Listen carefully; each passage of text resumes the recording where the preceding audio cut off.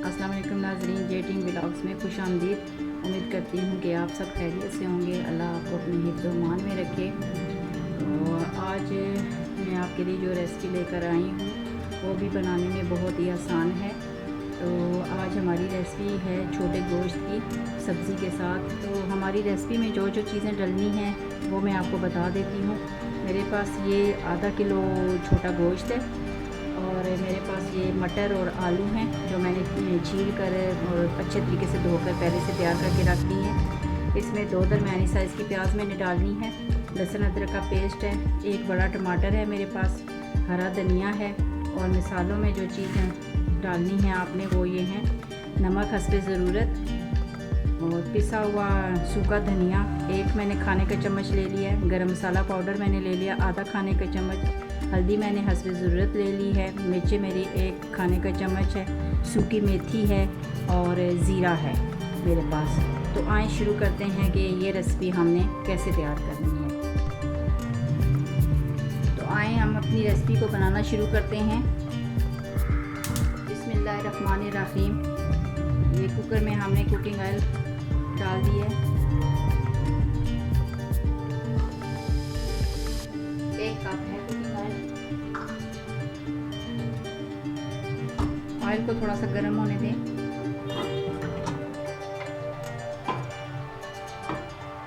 कुछ लोग ऐसे पकाते हैं कि सारा कुछ गोश्त में डाल के, मसाले डाल के, प्याज टमाटर सब डाल के, पानी डाल के तो वो कुकर को बंद कर देते हैं। जब गोश्त गल जाता है तो फिर उसके बाद वो भून कर सब्ज़ी को बीच में शामिल करते हैं। तो छोटा गोश्त बनाने के लिए मेरी रेसिपी थोड़ी सी चेंज है। मैं पहले गोश्त को भूनती हूँ, अच्छे तरीके से भून कर उसके अंदर मसाले वगैरह शामिल करके फिर मैं उसको गलाती हूँ। तो आए मैं आपको बताती हूँ कि मैं कैसे पकाती हूँ।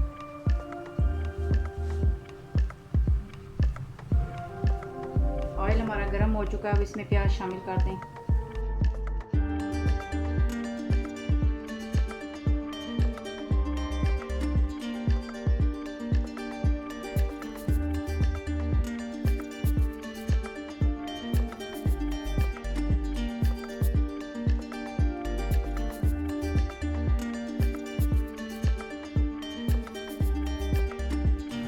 आपने प्याज को हल्का सा ब्राउन करना है, ज़्यादा ब्राउन नहीं करना।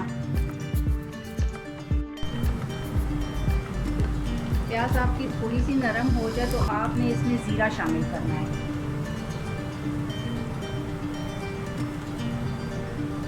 कुछ लोग ऑयल गर्म होता है तो उसमें ज़ीरा शामिल कर देते हैं, लेकिन ज़ीरा फिर बहुत ज़्यादा जल जाता है और उसका टेस्ट भी अच्छा नहीं आता।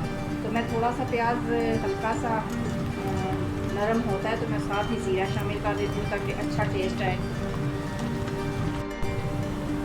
प्याज हमारा ब्राउन हो चुका है, देखिए इतना ज़्यादा हमने ब्राउन नहीं किया। अब इसमें हम गोश्त शामिल कर देंगे।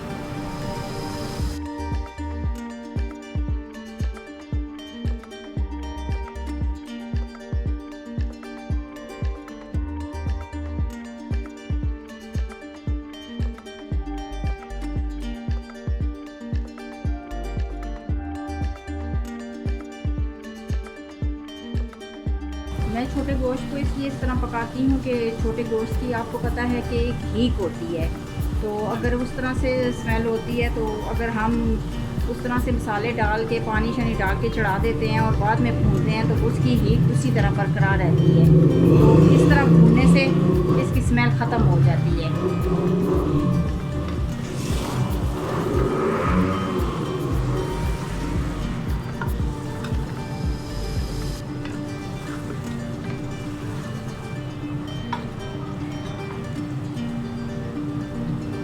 थोड़ा सा भूनने के बाद इसके अंदर हम लहसुन अदरक शामिल करेंगे।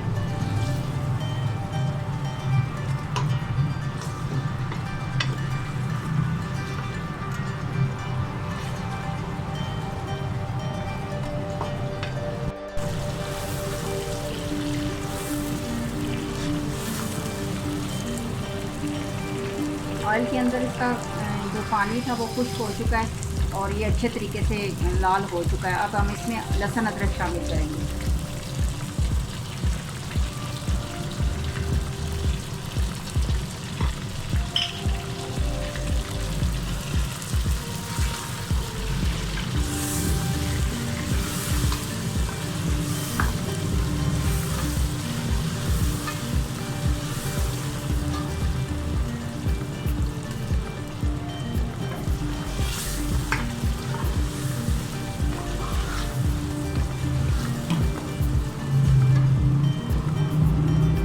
तकरीबन 2 मिनट तक इसको भूनिएगा ताकि लहसुन अदरक का जो कच्चापन है वो ख़त्म हो जाए।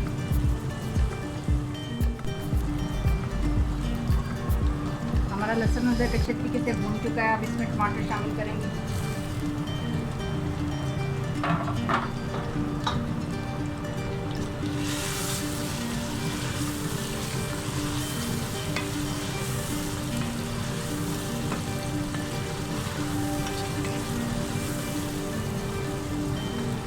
टमाटर डालने के बाद हम सारे मसाले इसमें शामिल करेंगे।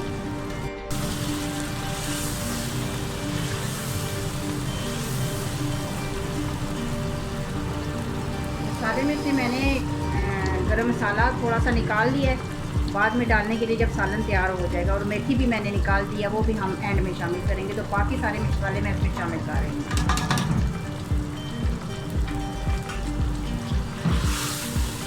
अच्छे तरीके से मसालों को मिक्स करने के बाद हम इसमें 2 गिलास पानी डाल देंगे और तकरीबन 10 मिनट के लिए इसको कुकर को बंद कर देंगे ताकि गोश्त अच्छे तरीके से गल जाए, क्योंकि छोटा गोश्त है और आपको पता है छोटा गोश्त जल्दी गल जाता है। अब इसमें हम पानी शामिल करने लगे हैं।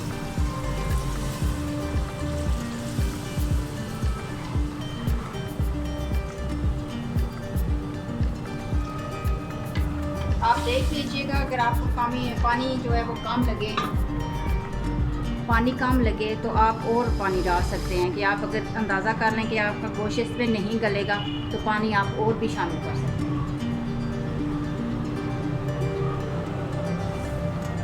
तो मुझे भी कम पानी जो है वो कम महसूस हो रहा है, तो मैं 1 गिलास और डाल रही हूँ।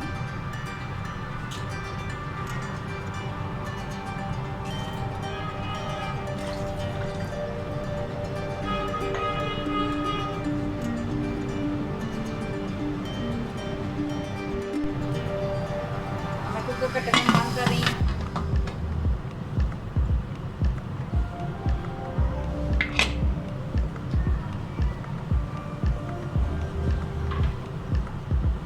कम से कम मैं इसको 15 मिनट दूंगी, क्योंकि फ्रीज़र से निकाला हुआ गोश्त है तो हो सकता है थोड़ा टाइम ले, तो इसलिए मैंने इसको 15 मिनट के लिए बंद किया है।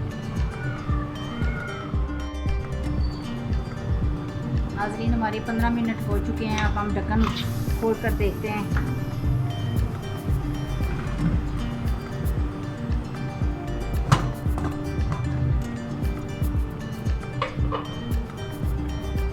माशाल्लाह हमारा पानी खुश्क हो चुका है। तो अब ऐसा है कि आप इसको तकरीबन 2-3 मिनट भून लीजिए। वैसे तो भुना हुआ है गोश्त, हमने शुरू में अच्छे तरीके से भून लिया था, लेकिन फिर भी आप थोड़ा सा इसको भून लें ताकि जो थोड़ा सा पानी है वो भी खुश्क हो जाए।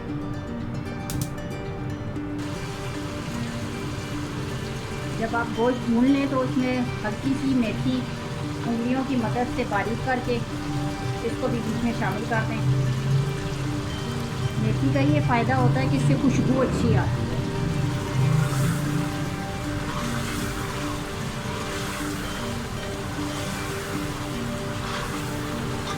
हमारा गोश्त अच्छे तरीके से भून चुका है। अब हम इसमें सब्ज़ी शामिल करेंगे।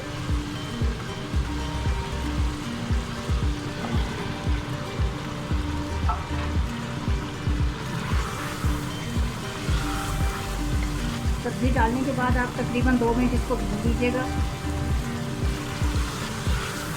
2 मिनट हमारे हो चुके हैं।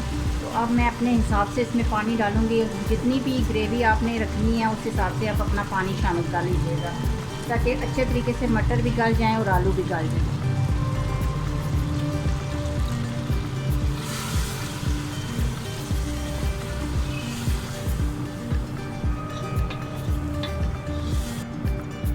पानी शामिल करने के बाद मैं इसमें हरा धनिया शामिल कर दूँगी।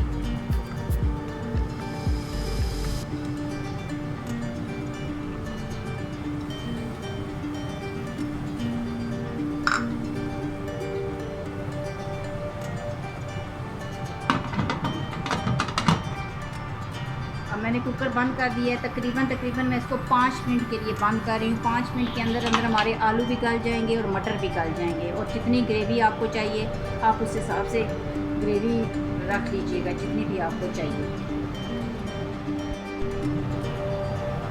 माशाल्लाह हमारे 5 मिनट गुजर चुके हैं। तो अब हम देखते हैं कि क्या पोजीशन है सालन की।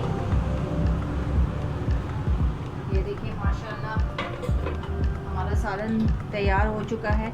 ग्रेवी उतनी है ना, इतनी ज़्यादा पतली है ना इतनी ज़्यादा गाढ़ी है, तो आप अपने हिसाब से ग्रेवी तैयार कर लीजिएगा। तो अभी आपको मैं डिश आउट करके दिखाती हूँ। माशाल्लाह ये देखिए मैंने डिश आउट कर लिए।